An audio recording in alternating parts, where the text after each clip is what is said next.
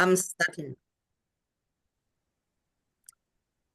Good morning, good afternoon, and good evening to all of you who are around the world to join us in this presentation called Energy Transition 1, Geothermal Energy.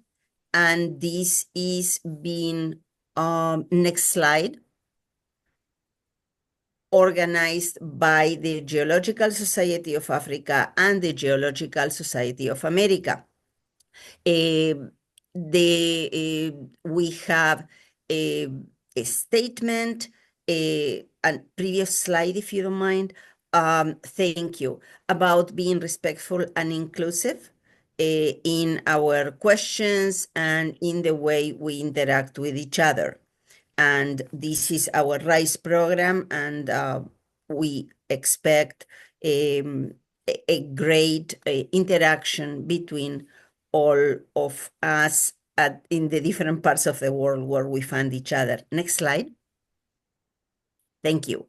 So I said who were the hosts, and I want to highlight that the Center for Professional Excellence and GSA International, parts of GSA, are very involved in the production of these.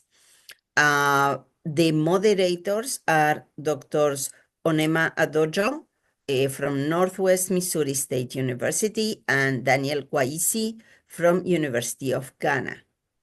I will hand off to Dr. Adojo for the introduction of the presenters today.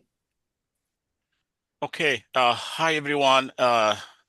It's nice to see you guys this morning from the US, and I'm going to introduce the presenters for today. Our first speaker is David Wang. He's a technology manager, Geothermal Technology Office, US Department of Energy. And the second speaker is Dr. Isaack Kanda. He's the Chief Geochemist, Geothermal Development Corporation in Kenya. We'll now move on to our first speaker, Dr. David Wang. Thank you. All right. Thank you. Thank you very much, everybody, for joining us today. And thank you for the organizers for inviting us at the Department of Energy to speak here on behalf of the U.S. geothermal industry. And it's a real pleasure to be here with you. I was involved in the GSA for a number of years, mostly as a student, and it's good to be speaking to the GSA again. What I want to go over is an overview of geothermal technologies, geothermal power, how we see the market in the United States from a bird's eye perspective, and also the science, research, and development efforts that are involved in scaling up the U.S. geothermal energy industry from all temperatures, across all temperatures, from the low temperature applications of geothermal heating and cooling all the way to the high temperature applications in hot rocks for extracting heat to power next generation power plants. So with that, I will first go over the applications for geothermal energy across the various temperature regimes. So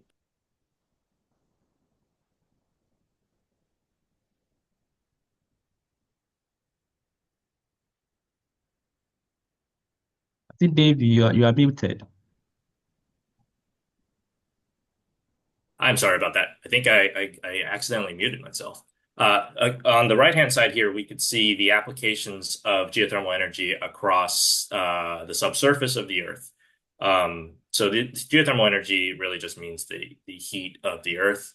And these resources exist and can be used in various ways. So some of you may be familiar with geothermal heat pumps. These are technologies that are installed as heating, ventilation, AC technologies in homes, residences, multifamily construction, commercial buildings and industrial campuses and universities, airports, and the like, in order to passively and or actively heat and cool those facilities and buildings using heat exchange with water that is exchanging itself in the subsurface, either through ground loops or through aquifer systems connected to heat pumps that then distribute the heat or cooling energy throughout those buildings.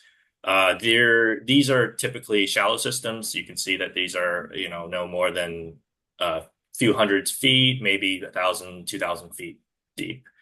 And then we have direct use of native fluids. These are warm fluids that can be directly tapped to heat or cool, heat greenhouses. It can be used to heat, provide space heating for buildings. There's towns in the U.S. that are mostly heated by direct use of native fluids brought to the surface. Boise, Idaho is a great example of this. These wells are typically thousands of feet deep.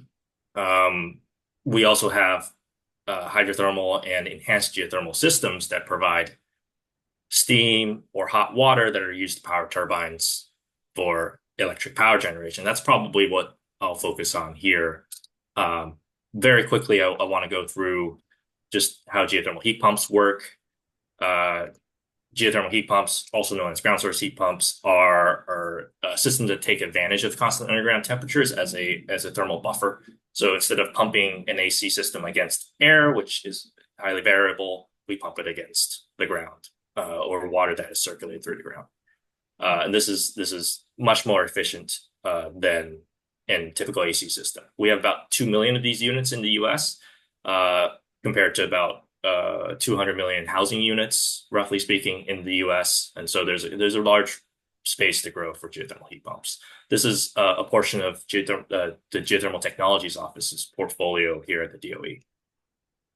There's also the power side of our portfolio and the power side of geothermal, which I think most people will be pretty familiar with. The geothermal resources typically require 3 different components in order to generate electricity for conventional hydrothermal power plants. Those are fluid, so that the subsurface fluid, typically water, heat source, that's a hot rock, and permeability for that fluid to come through the hot rock, warm up, and then be used to spin a turbine. Conventional hydrothermal resources and fields have all 3 components naturally. You need to find all 3 of them in the same place, which means they're relatively less frequently in occurrence than systems that just have a hot rock. So the US currently leads the world in installed geothermal electricity capacity. We have 4 gigawatts installed, roughly.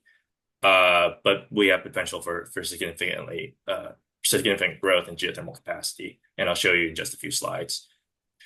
We do not lead the world in terms of the percentage of our energy mix that comes from geothermal, and that some I think our folks, our Kenyan colleagues will attest to that in shortly. So there's a lot of space for this to grow. Another type of geothermal system is a next generation geothermal system. These are what we call enhanced geothermal systems. These are geothermal systems where we have hot rock, but we do not necessarily have water percolating through that hot rock, or the natural flow channels or fractures do not already exist in large abundance in these hot rocks.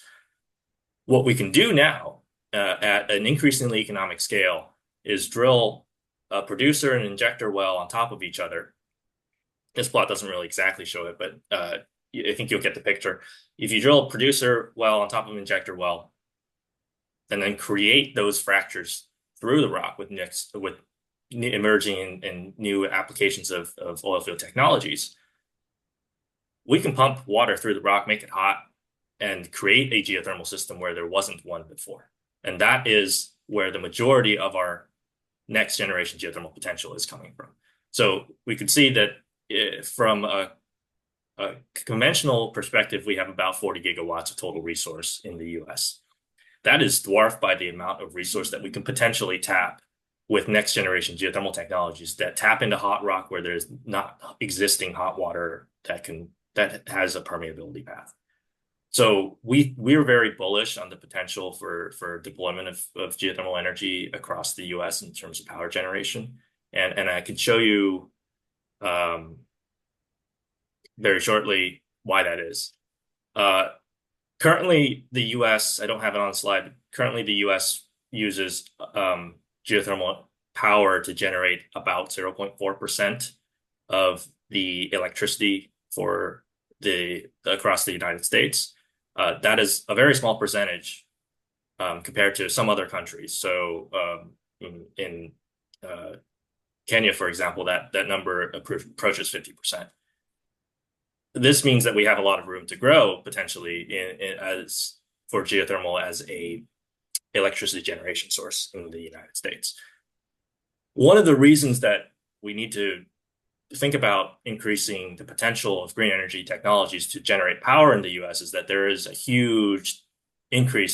huge increase in demand forecasts for energy and electricity in general across the US over the last few years. And you can think about utilities looking at these power projection revisions over the next few years and seeing that across the US, we need to deploy more power plants. And in particular, we need to deploy more power plants for large firm power applications. So these are oftentimes either data centers, hyperscalers that have chips running AI algorithms on it. These are very power hungry users. They require 24/7, 365 electricity, reliable, firm, and preferably zero fuel. And this is a great application for geothermal power. One of the other reasons we're very bullish on geothermal power in the US, and this is coming from, these slides are coming from a Pathways to Commercial Liftoff report that the DOE published earlier this year on next generation geothermal power. So feel free to look this up to get more information on the state of the geothermal market and how we see it develops. One of the reasons we're bullish on this is that the US is kind of blessed with a very talented workforce of geoscientists, engineers, hydrogeologists, drilling personnel, engineers, project managers, power plant workers, utilities, operators, maintenance workers, tradespeople, pipe fitters, plumbers, electricians, and various construction trades. And so a lot of the skills that are used in developing geothermal assets are already in existence in the US, oftentimes deployed in the oil field. And those skills are very transferable. So we think that that workforce of over 300,000 people in the US that already exists to possess that can deploy their skills to help assist the development of these new geothermal fields. And we think there's the potential for, let's say, 90 plus gigawatts across much of the US over the next 25 years. I won't really go into, the geographical details. Most of it's in the West because a lot of our resources are in the West, but you can also see potential growth in the eastern regions of the US as well. The last reason we're very bullish on next generation geothermal is that drilling has advanced remarkably fast over the last 5 years. So this is just a drilling time chart versus depth of our Utah Forge site. This is our Frontier Observatory for Research in Geothermal Energy. This is the DOE's demonstration site for new and emerging geothermal technologies. Our pilot site has seen well drilling times improve rapidly, about 5-fold. So the rate of penetration, ROP, average drilling speed has gone up about 5-fold over the last number of years, 5 years or so. And we have no reason to believe that this improvement won't continue. And because of this, we think that this will reduce the costs for geothermal energy quite significantly over the next number of years. Now I really want to talk about what we do, and very quickly, and this is just a quick cover of the activities that we do in the Geothermal Technologies Office here at the US Department of Energy. GTO's mission is to increase geothermal energy deployment through RD&D activities. That's research, development, and demonstration activities using benchtop lab scale to pilot test level demonstrations. And so these are applied research activities that work across various subdisciplines within the geothermal technology space. So we look at electricity generation, we look at heating and cooling, we look at industrial processes, we look at how we can encourage the uptake of energy storage using the earth as a battery. We look at the ability to assess the impacts and benefits to the grid and to users of clean firm power through heavy modeling and analysis using our network of national labs researchers to do this. And we assess the viability and the potential for geothermal to make positive impacts in people's lives in the US through education and outreach activities. So this is, again, our four pillars or program areas: data modeling and analysis, low temperature resources and co-produced resources. This includes critical minerals, hydrothermal resources. These are conventional power plant applications, and enhanced geothermal systems. These are next generation systems.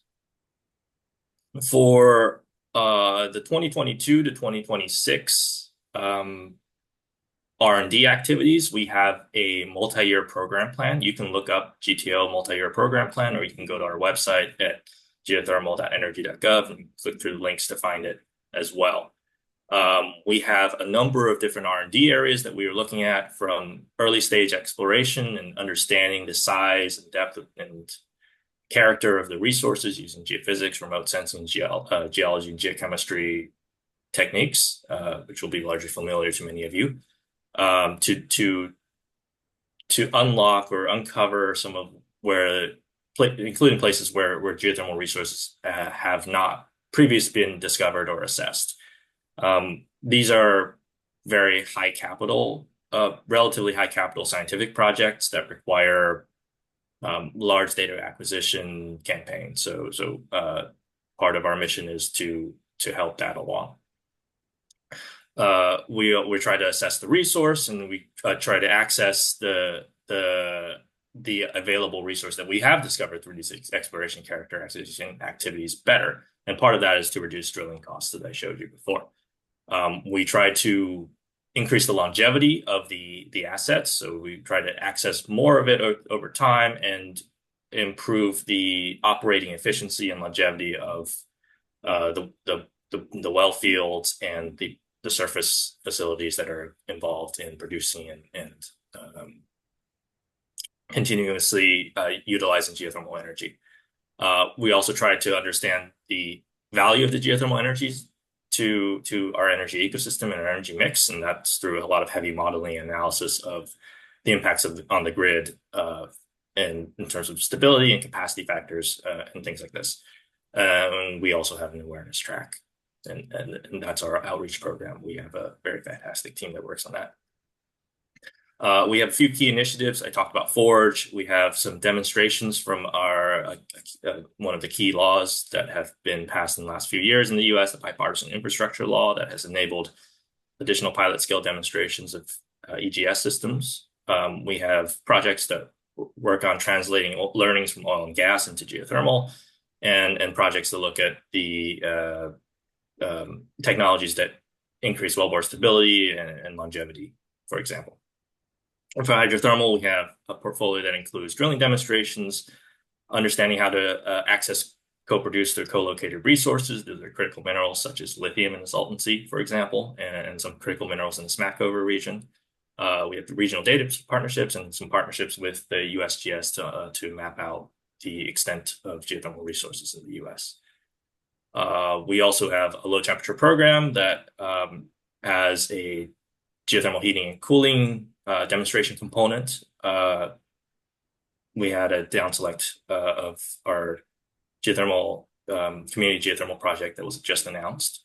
We have reservoir and thermal energy storage demonstrations, geothermal partnerships with federal agencies to help them utilize geothermal energy for their own activities. We some workforce partnerships and partnerships and work that we investigate applications of geothermal energy and heat pumps for large commercial customers. And our data modeling analysis track looks at impacts on the grid and utilities, and just a lot of techno-economic analysis work in concert with our national labs.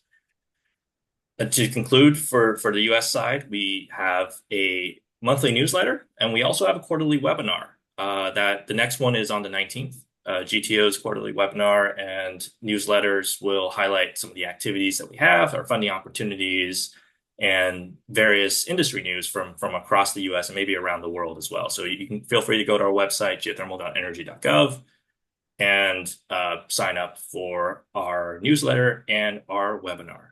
And with that, I will pass it back to the moderators. Okay. Thank you, Dr. Wang, for that interesting talk. I just want to thank all our audience for sticking around with us today, and also to remind you that if you have any question, please feel free to send it in the chat, and we'll address that accordingly.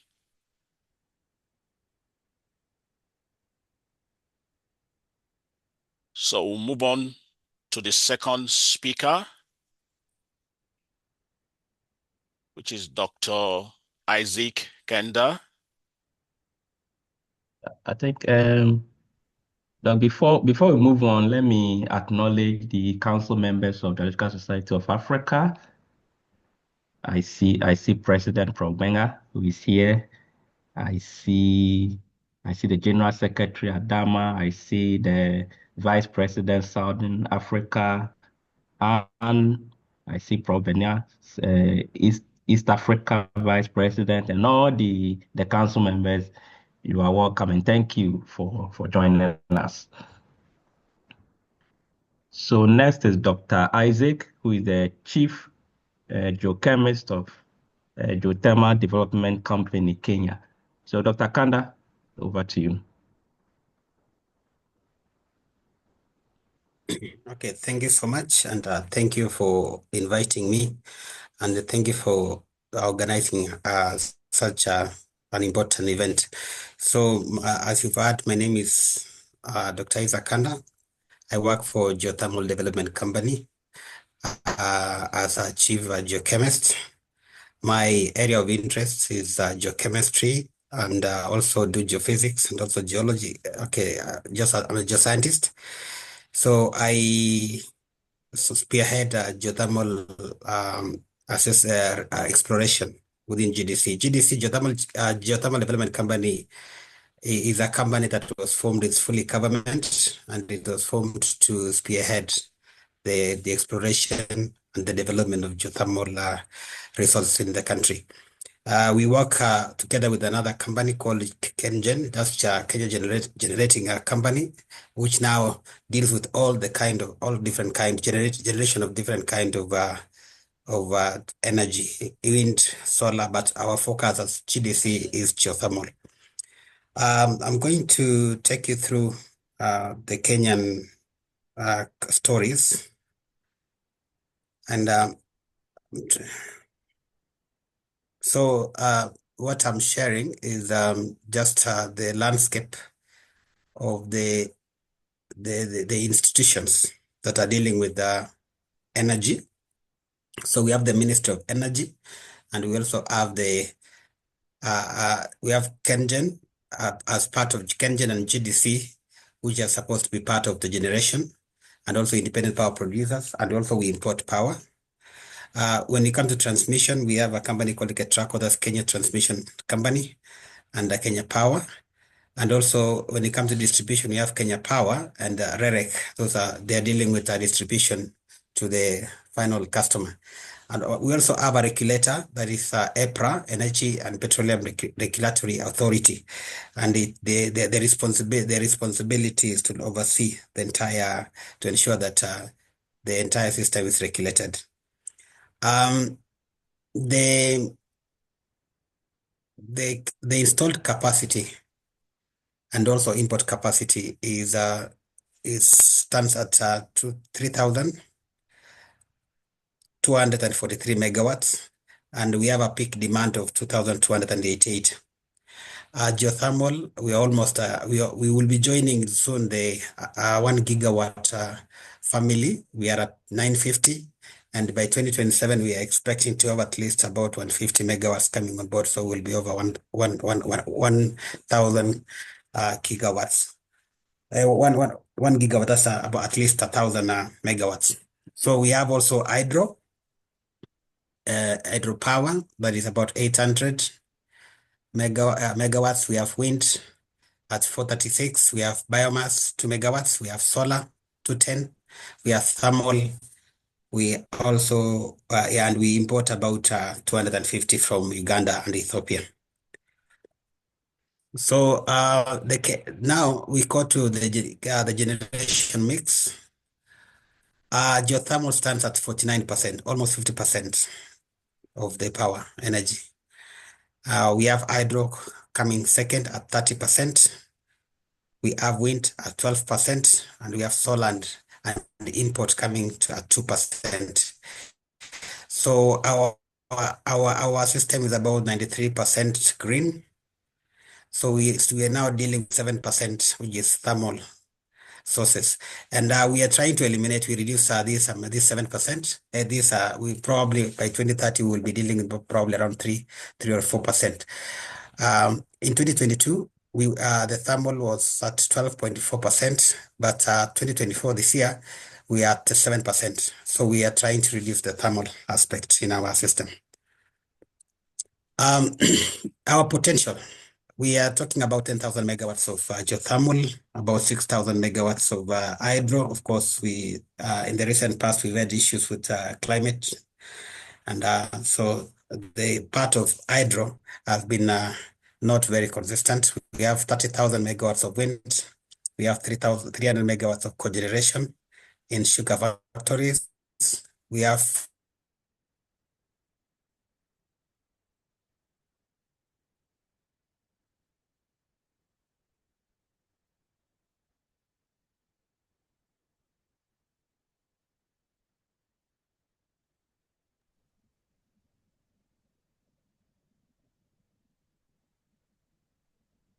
Hello, Isaac. Is it only me who can't hear him? system.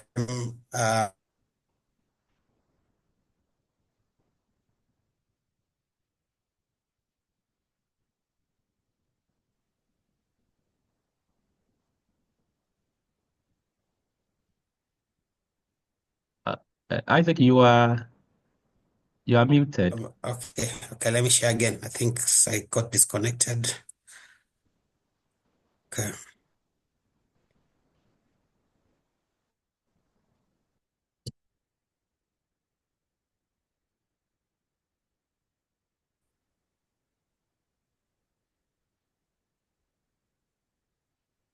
Yes, sorry everyone for that disconnection. While Isaac is just trying to reconnect back, we'll appreciate if you have any question, you can drop it on the chat, and then we'll look towards, giving it back to each of the speakers to share more lights with you guys. Thank you.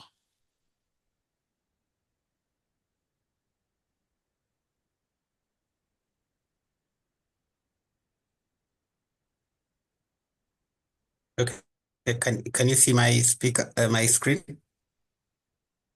It looks great, Yes. Isaac. Yes. Yes. Hello?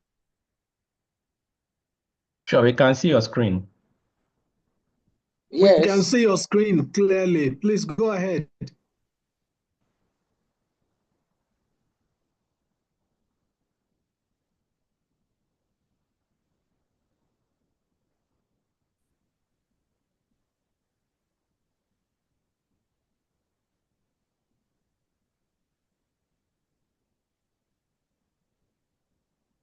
Okay, I apologize again.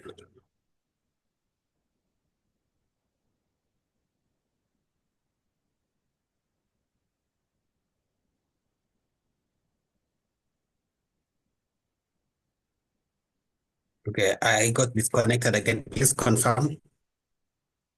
Sure, we can see your screen.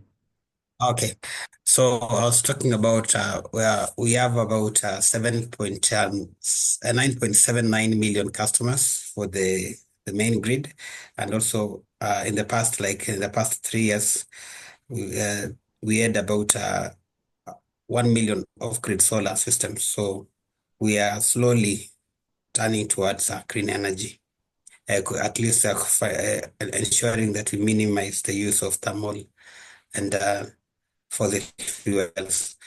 So for Kenya, why geothermal? Of course, because of the base load. Initially, when we used to, the hydros used to be our main power system.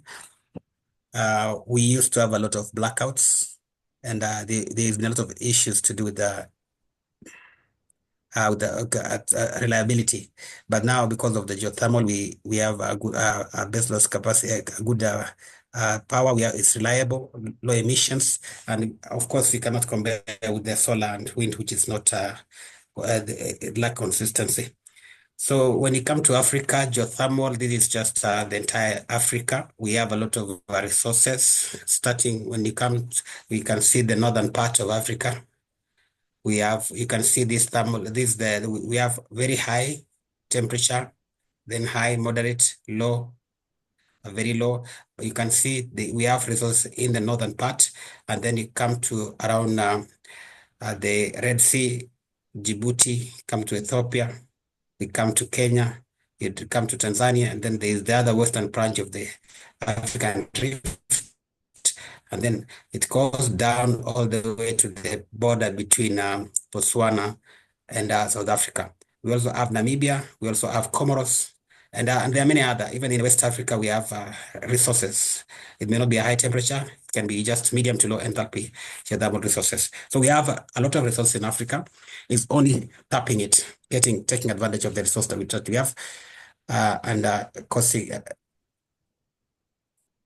So countries with significant potential, so we have Kenya and Ethiopia, Djibouti and Tanzania. We have at least 15,000 megawatts potential. Ethiopia, the other day, they revised their potential, and I think we are talking about more than at least 2 gigawatts of power in Africa. This is Kenya. We have most of our resources are located along the Kenyan Rift. You can see this from Baria on to the north of that's southern of Lake Turkana, all the way to Makadi to the south. So these are high temperature resources that we have. We also have a few which is outside the rift. That is, we have like Mwananyamala in the coastal part of Kenya, and also Oma Hills around Lake Victoria. So most of our resources are high temperature resources. So this is Olkaria. Olkaria, where the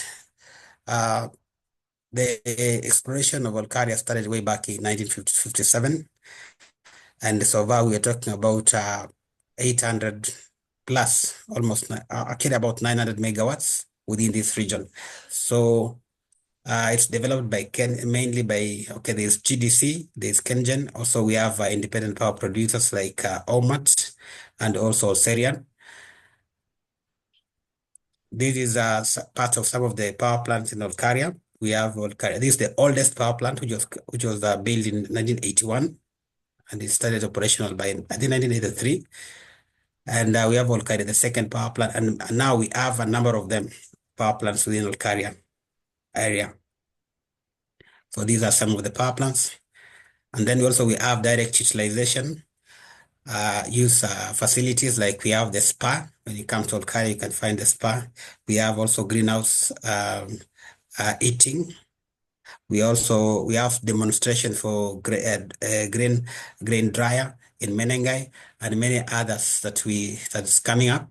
So we're working with the communities to ensure that at least we understand the challenges and bring solutions from.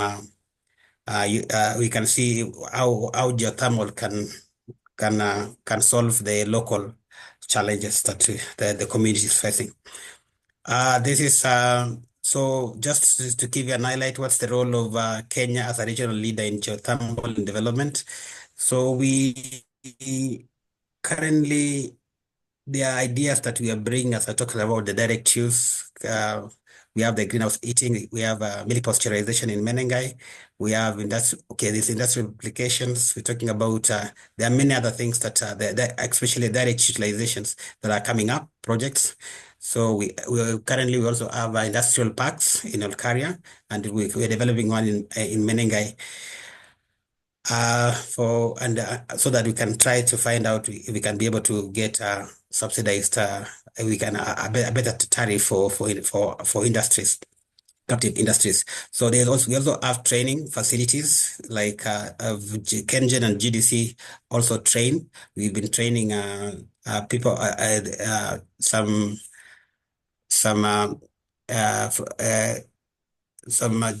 just engineers and scientists from the region. That's actually we've trained from even up to West Africa. So across Africa and beyond, we've had also trainees from Yemen and other places. So we've been also exporting expertise. We've been doing consultancy work, helping our brothers and sisters across Africa. Again, there's the issue of we have strong policies that also our neighbors have been learning from.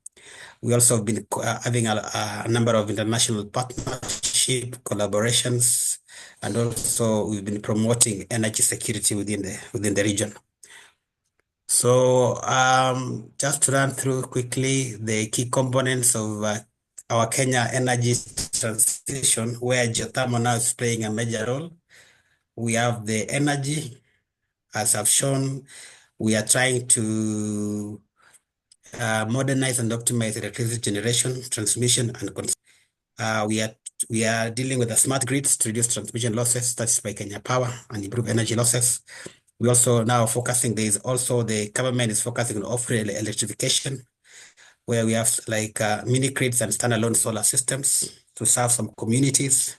We also there's also partnering with the public, some donor supported programs like COSAP and many others. So we also currently we have this clean hydrogen development. We are hoping now to utilize the excess power from geothermal in the production of clean hydrogen.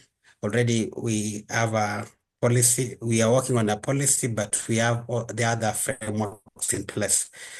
So we are also focusing on reducing dependency on a biomass dependency, like burning or using firewood or charcoal. And we are transitioning in modern cooking, and that has been actually one of the main focus of the government to ensure that we eliminate the use of this traditional biomass.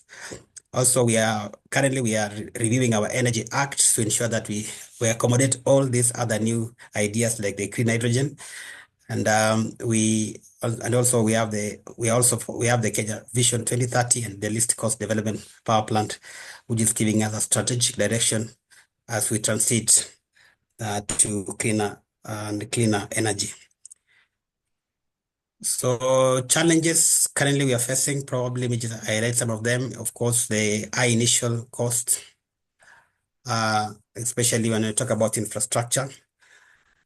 It's capital intensive. When it comes to geothermal, at least we've made a progress, but we had to develop quite a lot. So we also have the issue of policy implementation. There are gaps that we are trying to address at the moment. And also the issue of resource allocation in the progress. There's also the issue of for the entire transition, climate variability that has really affected our hydropower. And there's also the problem with the grid integration, balancing between the grid, balancing the national grid to accommodate variable renewable energy like wind and solar. So it's really making our system become sometimes face problems. Some of the opportunities that we are foreseeing in this, like in geothermal and also the entire renewable sources, renewable energy we are seeing opportunity on economic growth. We are seeing that there will be job creation and industrialization, and we are hoping that very soon that the power will come down and we'll be able to attract investors to come and actually develop. And that's where geothermal now is taking the lead. We're also planning to do energy support. Whatever we have excess, we can be able to export to our neighboring countries. And also, the issue of technological advancement. We hoping that we part of the technology as it grows, and also we be able to access the green financing. So thank you. That is just a summary from just to give you a story. Thank you so much, and back. Thank you very much, Isaac. So the floor is open. If you have questions, you can raise your hand and I'll give you the opportunity to ask questions. So just raise your hand and then we'll give you the opportunity to ask your questions. I think just to follow up with what Daniel said, we have some questions already sent to us before this presentation or talk. So while we're going to read some of them out, this is also another opportunity to give those of you who are online the opportunity to kind of chat us with your question. And I hope that Isaac and Dave will be able to respond to that as soon as possible. So I'll start with the first question from here. I guess this should be going to David. How do engineers effectively in the US deal with the problem of the clogging and blocking of the geothermal well brought about by chemical reaction between the hydrogen sulfide gas and the steel metal used as the pipes? That's a good question. I was just in the process of responding to that question from Isaiah. So one of the areas of active research is at the Geothermal Technologies Office is wellbore stability, pipe corrosion, casing corrosion, and this is obviously an issue with high H2S, high sulfide environments. It can cause stress cracking of certain steels. Let me send some links in the chat, and then we can all obviously take this offline because it's probably a little bit more complicated than we should address here. But there's actively research activities going on to see if we can extend the life of well components to do this. And as I showed on my presentation, we have a wellbore construction integrity pillar for part of our research activities in the Geothermal Technologies Office. Good question. Okay. All right. Thanks so much, Dave. And I hope Josiah answer your question. I will jump straight to the second person here. It said that the presentation was very okay, and that how does the utilization of the non-conventional sources of power homes and even in the non-geothermal geologically potential location sites can be enhanced? And this question is also direct to you, Dave. And his emphasis is that, could you elaborate more how that can benefit the low to moderate geothermally endowed nation like Africa? Yeah, that's a great question. I don't think I can necessarily speak to Africa. Our focus at the DOE here at the US is the resources in the United States. So I'm probably not very qualified to speak on geothermal potential not inside the US. But I will say that if the person who asked the question, it is referring specifically to enhanced geothermal systems, and when they say non-conventional, then we see enhanced geothermal systems being applicable in many areas of the world where hot rocks exist, but natural flow paths don't necessarily exist, and fluids natively in the subsurface don't exist in high abundance that can be produced.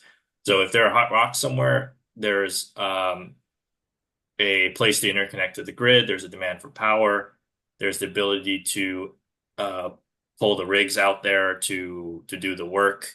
There is a regulatory framework that allows for that to happen, and other sorts of economic and market factors that align.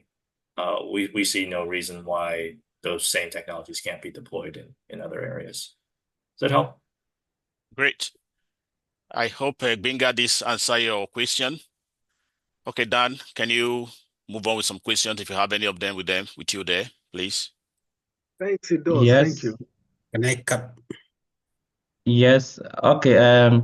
Dr. Kanda, you can, if you want to add something, you can come in. Just like in Africa, yes, we are still thinking on those lines of like enhanced geothermal systems. But looking at we are going for the low-hanging fruit, especially now we're focusing on whatever is high temperature, but we'll come back where we have a good resource. We are focusing on those, but we'll come back to those where we needed. We can now use the enhanced system. But the challenge again is like our system here in Kenya, the volcanic terrains, the structures, and I think I don't know in the US mainly is it a sedimentary system or but the volcanic becomes complicated, especially when the structures when you want to enhance it, you can create another problem. So that's some of the challenges but we will face it when we reach there. Thank you. Thank you very much. I have some questions here. So, what are the possible environmental challenges envisaged or encountered in the exploitation and usage of geothermal energy? And I think this goes to both presenters.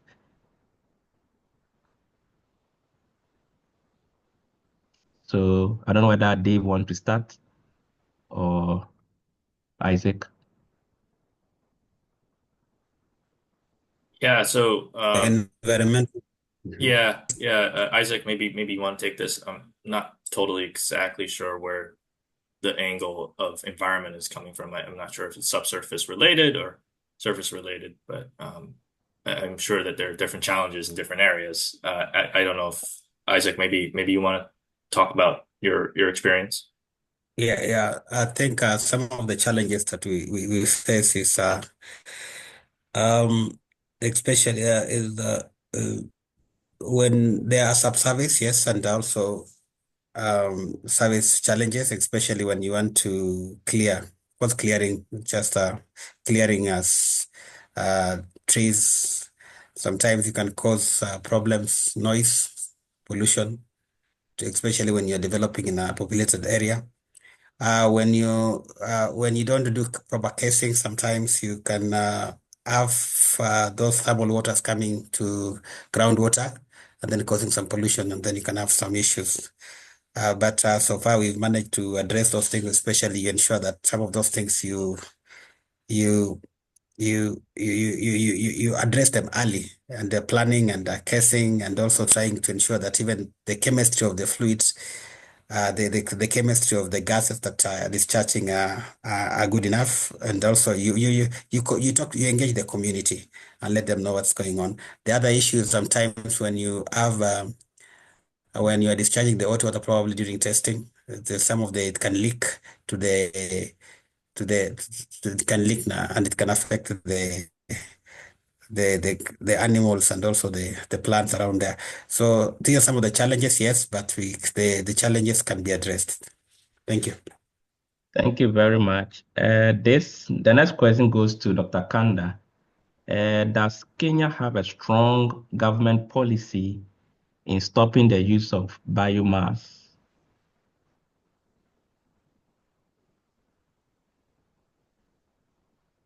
We have a policy, the policy is not stopping but encouraging alternative use of a greener energy.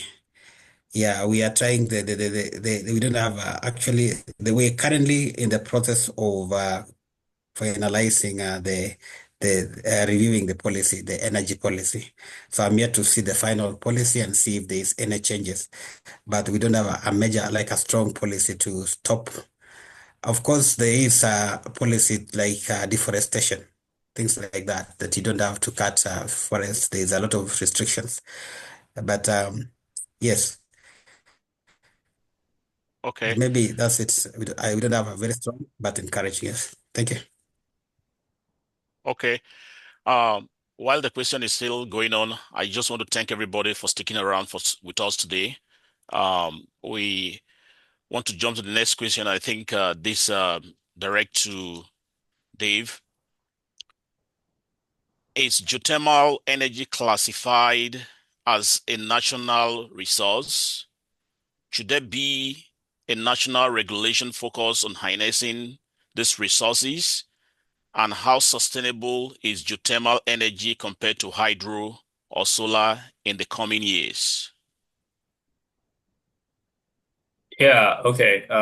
There's a lot of questions embedded there. I think the question is, is So there, from the US side, is there policy support for yep, geothermal? yep. Yeah, okay. There is, in the short answer. But in the slightly longer answer is that over the last, geothermal energy enjoys bipartisan support in the United States. And as far as, pending legislation goes, I cannot speak to that. But the support that has come through for particularly enhanced geothermal systems for over the last, say, 2.5 years, from the bipartisan infrastructure law that was passed about 3 years ago by the United States Congress has been really phenomenal in accelerating the deployment of and testing of really new pilot geothermal technologies in the next generation space. And we see pretty large opportunities for geothermal to be included in the energy mix to a greater and greater degree in the future. Obviously, there's lots of levers in the United States that affect the deployment and trajectory of various energy resources in the future, but the position of geothermal energy and electricity generation from next generation geothermal resources as clean, firm, flexible, 24/7, 365 power, it fits really well with what we're hearing from the market in terms of what they need to supply both population growth, data center growth, and increase the electrification of homes, businesses, personal and commercial transportation, and all of the like. So we think that it's very promising. Don't know about if Isaac wants to chime in as well on his side. No, I think it's okay, David. You've addressed it. Thank you. It's just. All right. There are a lot of questions, and I know because of time, we will not be able to, get them presented to the speakers, but we'll try our best, at least to send some of the questions to the speakers, and once they respond to it, we'll share it with the respective questionnaires. This is also direct to both Isaac and Dave. One of the questions here is that Dave did mention about the cooling and the heating of homes, and Isaac also spoke about more on the power generation. The question is, can we look at the potential for utilizing it for heating and cooling? Also, could Dave elaborate a bit on the principle behind the cooling potential of the geothermal wells? Sure. So heating and cooling is something I didn't talk about too much here, but we actually have another liftoff report potentially coming in short order on geothermal heating and cooling specifically. And geothermal heating is very obvious. Native fluids can be used as for heating, but also heating and cooling technologies essentially use geothermal energy as a heat exchange buffer. So a typical AC system, air conditioning system, will take outside air and use a working fluid to exchange heat with that, and then use either well, if you're using a heat pump, we'll have a reversing valve that allows for either compression or expansion to allow for heating or cooling against the outside air. So that's an air source heat pump, which is basically an AC system with a reversing valve. If you just replace that outdoor air component heat exchange portion with the ground, that ground, which is let's say 20 degrees Celsius, 15 degrees Celsius year round, maybe 10 degrees Celsius, depending on where you are, becomes that heat exchange buffer.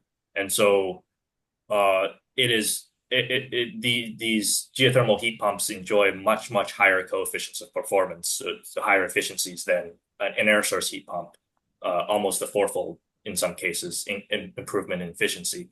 And that's why, particularly in a lot of commercial applications and universities, they've gone to, and these are installations that have been there for a long time and will continue to be around for a very long time, installing a large-scale geothermal heating and cooling system with geothermal heat pumps, bore fields, and in-ground heat exchangers makes a lot of sense. And so these things reduce heating bills by quite a bit and reduce a lot of electricity usage demand from the grid. All right, thank you, Dave. That is really very interesting. And I know for today, it's very glaring to really see two experts speaking from different parts of the world on the geothermal energy and the need to move towards a cleaner energy. It's highly demanding. One thing that is really also very important is how do we begin to move towards the technology? Before we end in today, I will, want the director for this webinar to give some sort of a closing remark. ST? But Onima, there's a hand up Okay. from Benaya. Please yes. ask your question. Okay.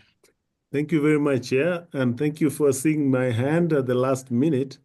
I'd put my question on the chat, but I thought it's just nice to raise it. This is regarding the funding mechanism for geothermal energy development, especially in Kenya. So I'm asking really, how is the funding mechanism here? Because especially when one looks at this as again in the connection of climate change and so on, there is quite a bit. We have had that climate issue earlier, last year in September. But I'm thinking again, how do we link this? Because I see that if we have more funding mechanism on this, then maybe it can help us towards, again, the issues of climate. I don't know how is that. I was not really asking this generally, but I was directing it to Isaac. But I think it can be handled by both speakers. Thank you. Thank you. So if Isaac is on, you can just briefly comment on that.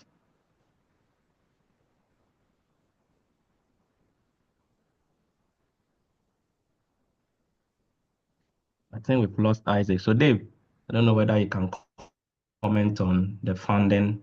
Well, we're a bit over time. We appreciate the question. I think this was much more of a question directed to Isaac in particular for Kenya. I imagine funding is very different. Chair hasn't said, okay, go on. Yeah, let's pass it. I would like to pass this back to Esther and just so we can close out and we can follow up offline. Yeah. Yes, well, thank you. And yes, there is so much follow-up that can and should be done we will be putting up a recording of this, and also Geological Society of Africa will host and or link these recordings of these presentations, and we'll certainly keep these questions that everybody has put in the chat as guidance perhaps for the next event. So with this, I want to briefly mention that there will be next year the 30th colloquium of African geology that will be in Nairobi, Kenya in September. So please look at the deadlines for sessions and short courses and all of that, which is there is time, but time flies. And the next one I wanted to mention is GSA Connects 2025, which is our annual meeting. And there are 3 topics, especially the first one will absolutely resonate with this, with the people here in this, participating in this webinar. Energy and resource innovations in the 21st century is just perfect. And our deadline, the GSA deadline for submission of technical sessions, short course, and field trip proposals is 31st of January next year. Our meeting will be held in San Antonio, Texas, where there is a lot of energy work going on in mid-October. With this, I truly want to thank everyone, the participants, the speakers, the organizers for a wonderful event. Thank you so very much, and we hope to see you at the next one, TBD. Thank you, and have a good rest of your day. Bye-bye now. Yeah. Thank you. Bye-bye, Bye-bye. everybody. Bye. Thank you very much. Bye.